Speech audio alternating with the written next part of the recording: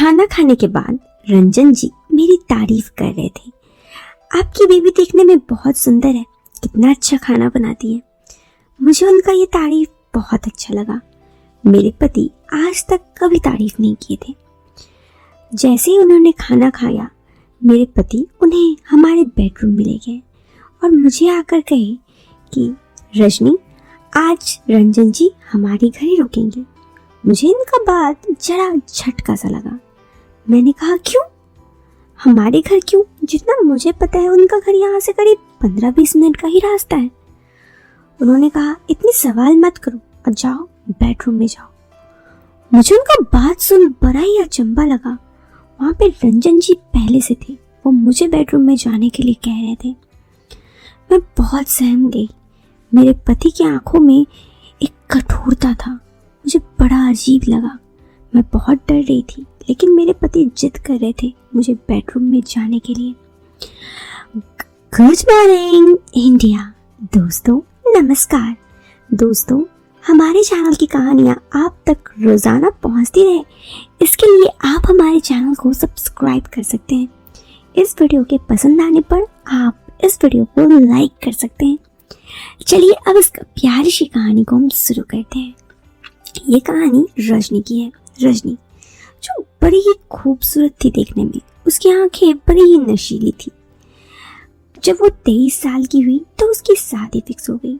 यूं तो उसके चाहने वाले बहुत थे, लेकिन रजनी कभी भी किसी भी लड़के को भाव नहीं देती। वो जब तक कॉलेज में थी, वो कहती है, जब तक मैं कॉलेज में थी मैं सिर्फ और सिर्फ अपनी पढ़ाई पे ध्यान देती। इसका बहुत सा कारण था। मुझे पता था कि न जाने लड़के कैसे कैसे होंगे। इन सब चीज़ों के डर की वजह से मैं ऐसा करती। ऐसे ही वक्त बीत रहा था और धीरे धीरे जब मैं 23 साल की हुई तो मेरे माता पिता एक अच्छे लड़के देख मेरी शादी कर दी। शादी से पहले मैं अपने पति से कभी फ़ोन पे बात भी नहीं की थी, लेकिन ये हमारे घर नॉर्मल था तो मुझे इस चीज़ से कोई दिक्कत ना थी। और उसके बाद शादी हुई। शादी के दूसरे ही दिन मेरे पति ने मुझे कहा कि उनके ऑफिस से छुट्टी नहीं है, तो हम आज ही शहर चले जाएंगे। शादी के बाद मैं एक भी रात अपने ससुराल में नहीं गुजारी और उसी ही दिन अपने पति के साथ आ गई शहर। शहर आकर वो मुझे घर ले आए और फिर घर ले आने के बाद वो ऑफिस चले गए। मैं घर पर बहुत ही ज़्यादा नर्वस भी थी कि अब मैं आगे क्या करूं या फिर ज़िंदगी कैसे एक पल में बदल गई। शाम को मेरे पति आए। मुझे पता था कि आज हमारी शादी की पहली रात है। मेरे दोस्तों ने बहुत कुछ इस रात को लेके बताया भी था। मैं थोड़ी नर्वस भी हो रही थी। मेरे पति आए, मैंने उन्हें देखा। उनकी आंखों में कठोरता था, वो प्यार मुझे उनकी आंखों में नहीं दिखा। थोड़ा अजीब जरूर था। मेरे सारी सहेलियां मुझे अपने शादी के बाद बीती रातों के बारे में बताती थी कि किस तरह उनके पति उनकी तारीफ करते, लेकिन ऐसा कुछ नहीं हुआ। मेरे पति ना मेरी तारीफ किए ना कुछ, बस आए, अपने काम से काम किए और मेरे बारे में एक बार भी न सोचे थे। मैं कभी भी किसी भी ना कोई बॉयफ्रेंड था ना दोस्त, तो ये सब चीज़ मेरे लिए काफ़ी नया था।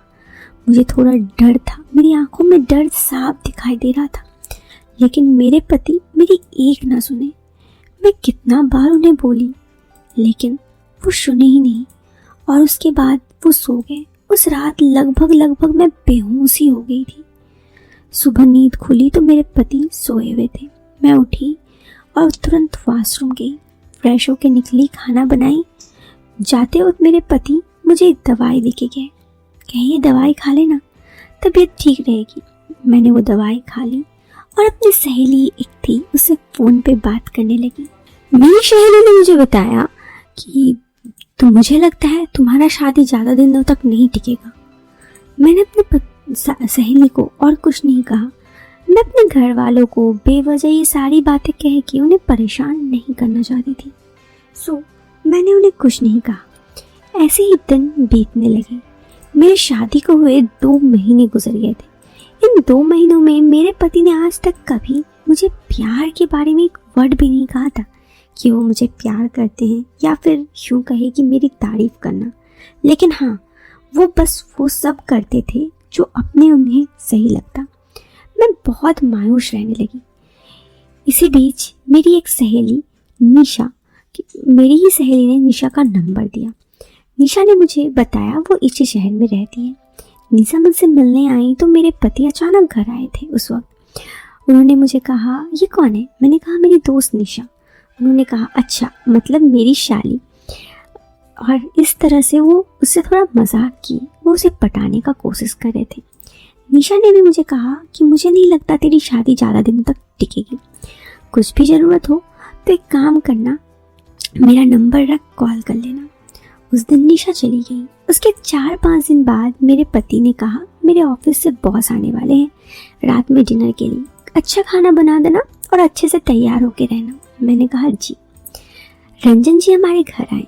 वो मुझसे हल्की फुल्की बातें किए और इधर उधर की बातें भी किए। उन्होंने मेरी तारीफ की थी। मेरे पति ने भी आज तक मेरी कभी तारीफ नहीं की थी। मुझे उनका यूँ तारीफ करना बड़ा अच्छा लगा। उन्होंने कहा, निशा, आप कितनी खूबसूरत है रजनी जी, और आप कितनी अच्छी खाना भी बनाते हैं। मुझे बहुत अच्छा लगा। रात को खाना खाने के बाद मेरे पति उन्हें बेडरूम में ले गए। मुझे ये थोड़ा अटपटा लगा। फिर मेरे पति ने आकर मुझे कहा, वो आज रात यहीं रुकेंगे। मैंने कहा, यहीं रुकेंगे मतलब? उन्होंने कहा कि आज रात वो यहीं रुकेंगे। सुनाई नहीं दिया? मैंने कहा, पर उनका घर तो यहाँ 15-20 मिनट की दूरी पर है। उन्होंने कहा, देखो, वो मेरे बॉस हैं और मेरी जॉब उनके हाथों में है। उन्होंने जब तुम्हारी पहली दफ़ा तस्वीर देखी थी तभी से उन्हें तुम पसंद हो। तुम आज रात उनके पास चले जाओ, मेरी जॉब बच जाएगी। मैंने कहा, क्या? आप ये क्या बोल रहे हैं? मैं आपकी बीवी हूँ।